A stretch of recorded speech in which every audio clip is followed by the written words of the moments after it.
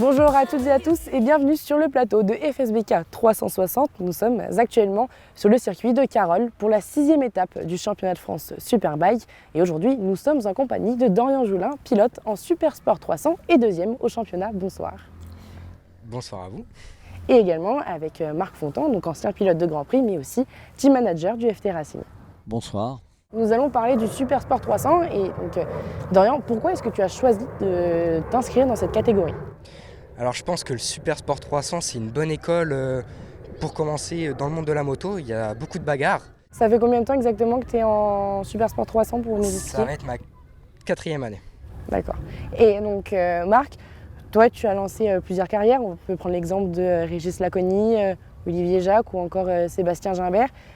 La création du FT Racing avec 3 motos en Supersport 300, c'était un peu une sorte de continuité. On essaie de lancer, de promouvoir des jeunes qui peuvent être susceptibles de pouvoir aller plus loin en leur donnant tout un aspect, une formation capable de répondre à une demande de team. Parce que le résultat en moto aujourd'hui, il est le pilote surtout, c'est le pilote doué, mais il faut aussi l'apprendre un peu à travailler pour que s'il est projeté dans un team à haut niveau, il soit capable de répondre aux demandes et de se servir surtout de cette technicité pour pouvoir être un top pilote. Et Dorian, donc là on a Marc Fontan donc, qui est team manager donc d'un team qui a sa structure. Et toi, tu fais tout avec ton père, tout seul. Tu peux nous expliquer comment ça se passe ? Ouais, alors moi, du coup, j'ai pas réellement de team. Je fais avec les moyens du bord. C'est-à-dire que des fois, il y a des teams qui nous accueillent sur chaque circuit. On peut changer de team, découvrir de nouvelles personnes, de nouvelles structures. Au niveau mécanique, on a un mécano qui nous aide pour tout ce qui est amortisseur, châssis. Et tout ce qui est financier, on a des contrats de partenaires, on va dire. Et ça nous aide beaucoup pour cette saison. Tout à l'heure, je suis venu te voir, tu étais en train de tout faire sur ta moto. Donc en fait, tu connais à peu près tout. Ouais. C'est-à-dire que ma moto, je la démonte régulièrement. C'est moi qui fais les pneus. C'est majoritairement moi qui fais la mécanique avec mon père. Marc, même si on est dans Oui. une structure, Oui. c'est un point essentiel de comprendre toute cette technicité Oui. autour de la moto. Oui, c'est plus facile et puis ça fait partie de l'apprentissage que nous on veut enseigner.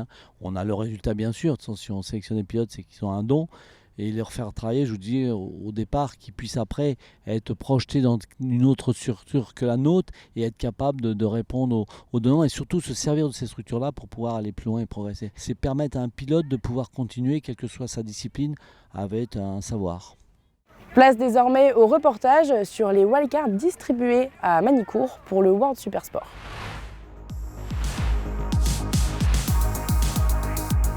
À la suite de la manche à Manicourt, les wildcards en Mondial Supersport 600 ont été attribués à Mathieu Grégorio et Valentin Debise. Le champion de France 2022 s'est déjà illustré sur la scène internationale avec une 4e place en République tchèque alors qu'il remplaçait Jules Cluzel blessé.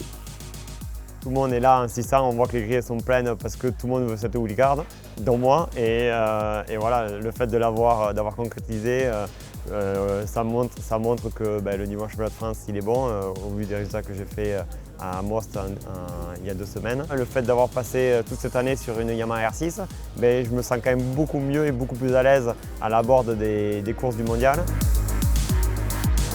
Depuis que je suis arrivé en 600, c'était l'objectif de rouler en mondial. Donc, ça commence par une wildcard déjà. Donc tout le travail que j'ai fait, que ce soit avec Tech Solutions ou même avec mon équipe d'avant MRS, c'était en partie pour aller en mondial. Donc je suis vraiment très content. Les pilotes seront accompagnés par le GMT 94 pendant tout le week-end. C'est d'abord un soutien pour le championnat de France et pour tous les jeunes Français et pour tous les pilotes français.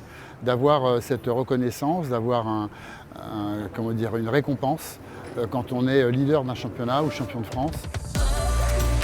Pour ce qui est de Mathieu Grégorio, le projet avec la fédération, c'est-à-dire que ce serait peut-être bien qu'on aide aussi un jeune, et c'est ce qu'on fait. Clairement, il aura la même moto que Valentin, mais géré par son équipe avec un ingénieur de chez nous. Enfin, il va y avoir toute une structure qui va permettre de l'aider à évoluer au meilleur niveau possible. Je connais mon mécanicien, je connais un peu tout le monde, donc c'est plus facile pour moi parce que ça me met moins de stress forcément. Et après, on verra là-bas comment ça se passera. Il faut voir le chrono de ceux qui sont devant et essayer d'être le plus proche possible. Au niveau position, je ne mets pas de stress avec ça, c'est pas le plus important. Pour moi, il y a eu cette année 2 jeunes qui sont mis en valeur. Il y a eu Mathieu Grégorio et Johan Gimbert. Mathieu Grégorio, il a été le premier à être capable de suivre presque toute la course Valentin Debise sur le circuit de l'Édenon. Et puis à Magny-Cours, c'est Johan Gimbert qui s'est occupé de rester dans les roues de Valentin Debise tout au long des 2 courses. C'est exceptionnel. Ce qu'ont réalisé ces 2 jeunes-là, c'est vraiment étonnant. Il en manque encore, pour être honnête, et pour la wildcard, ce sera difficile pour Mathieu Gregorio, mais la progression est vraiment là. Si l'on regarde du côté des plus jeunes, Loris Chédron effectuera aussi ses débuts en Mondial Supersport 300, intégré lui au leader team Flembo. C'est une opportunité de se confronter aux meilleurs, de pouvoir toujours progresser, d'accumuler beaucoup d'expérience. L'objectif principal, ça va être de se faire plaisir déjà. Après, ça va être de progresser petit à petit, de comprendre encore un peu plus la moto et d'essayer de se placer au mieux pour représenter la France. Fort de son expérience, lui, Valentin Debise peut jouer les premières places. C'est un pilote qui démontre que la motivation, le travail, l'énergie sont payants. C'est vraiment top qu'on ait le championnat de France avant, à Magny-Cours, avant le mondial. Donc ça veut dire que nous, on a déjà un temps d'avance par rapport aux concurrents du mondial parce qu'on a roulé. C'est en étant sur le podium que Valentin peut s'acheter, je pense, et là pas avec dessous, mais avec du talent, avec du résultat, peut-être une position l'an prochain au Mondial Supersport, c'est son rêve.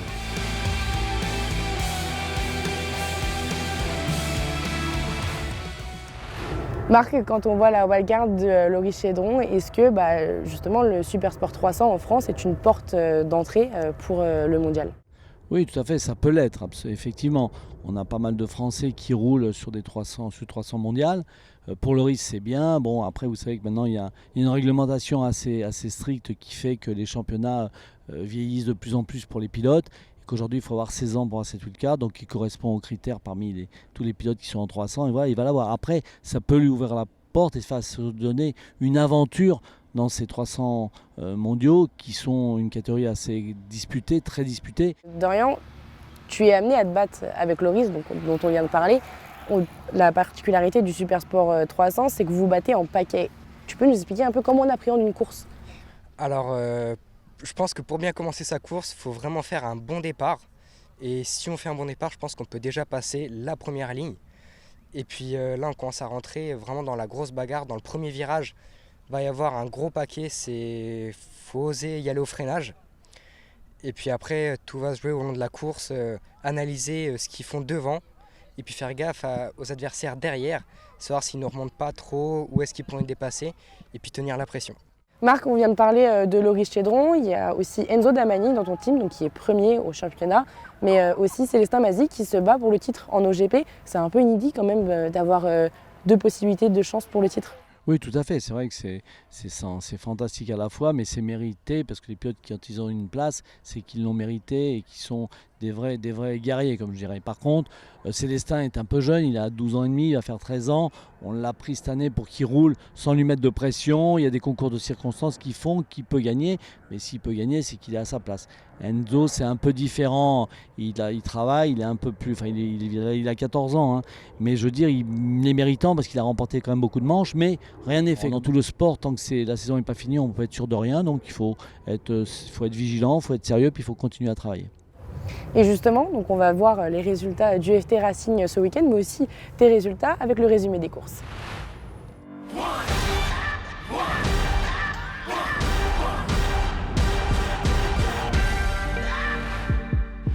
On commence avec l'OGP. En catégorie NSF 250, Elliot Cassidjian et son numéro 9 remportent les 2 courses à Carole. Derrière, Benjamin Caillet prend le meilleur sur Jules Berceau pour la 2e place le matin. Mais les rôles s'inversent l'après-midi avec Caillet 3e et Berceau 2e. Henri Mignot rafle la mise en pré-moto 3 avec un sans faute lors des 2 manches. Swan Emprunt termine 2e de la journée et c'est Rémi Sanjouan qui passe la ligne d'arrivée 3e en première manche et Camille Bissane en course 2. Caillet mène le championnat NSF 250 et Mazzi celui des pré-moto 3.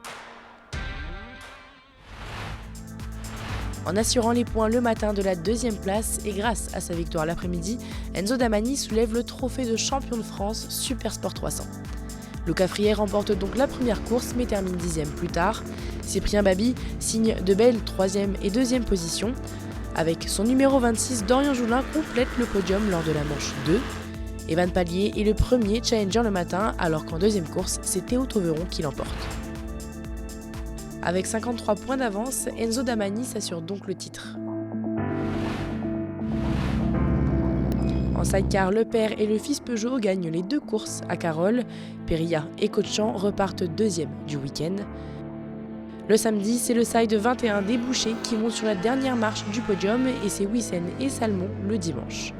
Le duo Le Guin et Rouby remportent les 2 manches en F2. Perilla et Cotchamp mènent toujours le championnat de 25 points face à la famille Peugeot. En Super Sport 600, Valentin Debise est titré champion de France juste après sa victoire le matin. Et pour ne pas faire les choses à moitié, il remporte aussi la course de l'après-midi. Derrière lui, le numéro 77, Johan Gimbert, confirme sa nette progression. Deuxième au général, il est aussi le premier pilote challenger ce week-end. En manque de rythme sur le circuit de Carole, Mathieu Gregorio termine 2 fois 3e. Cédric Tangre met un terme à sa carrière sur une belle 4e place en première manche. Les points de la 5e place sont empochés par Bartholomé Perrin qui réalise une 4e place l'après-midi. Corentin Brenon signe lui le premier top 5 de sa saison en course 2. En Super Sport 600, seul le titre Challenger peut encore se disputer, même s'il tend les bras à Mathieu Gregorio. Valentin Debise et Kenny Forêt ont animé les débats en Superbike lors de cette 6e étape. Suite à une casse sur sa moto, le 153 abandonne. Il laisse l'opportunité à Kenny Forêt de réaliser une bonne opération au championnat. Avec sa victoire, ce dernier revient à 13 points du leader à la mi-journée. Mais l'après-midi, l'Albigeois redresse la barre et s'impose une 9e fois cette saison. Le 78 est 2e. Alan Tescher monte lui sur la 2e marche du podium en course 1 et finit 4e ensuite. Martin Renaudin, qui se visse à la 3e position en début de journée, est titré champion de France Superbike Challenger à l'issue du week-end. Sur sa Ducati, David Muscat termine en 4e position lors de la première manche et est 5e par la suite. Dans le top 5, une première fois, Maxime Mierbeau passe la ligne d'arrivée 3e l'après-midi et gagne la course Challenger. Toujours leader pour 19 points, Valentin Debise arrivera au Castellet avec un bel avantage. Marc, du coup, ça fait des années que toi tu es dans la moto. Qu'est-ce qui fait que tu as encore cette passion tant de façon personnelle que pour tous ces jeunes que tu accompagnes ? C'est déjà passionnel de ma carrière. Alors on essaie de donner un plus, d'enseigner notre passion à des jeunes talents qui peuvent aller plus loin. Et on espère qu'il y en a beaucoup qui iront plus loin pour qu'on puisse au moins avoir une fierté personnelle, parce que ça ne nous rapportera pas de budget financièrement, on n'est pas là pour ça, au contraire, mais qu'on puisse se dire voilà, on a passé un peu le relais et puis ça fait plaisir. Moi et mon ami Sam, on essaye de jouer ce jeu-là jusqu'à un moment où on décidera peut-être d'arrêter, mais aujourd'hui on est reparti, on espère durer quelques temps. Merci messieurs pour vos réponses et nous nous retrouvons le dernier week-end de septembre pour la dernière étape du championnat de France Superbike au circuit Paul Ricard. À très vite.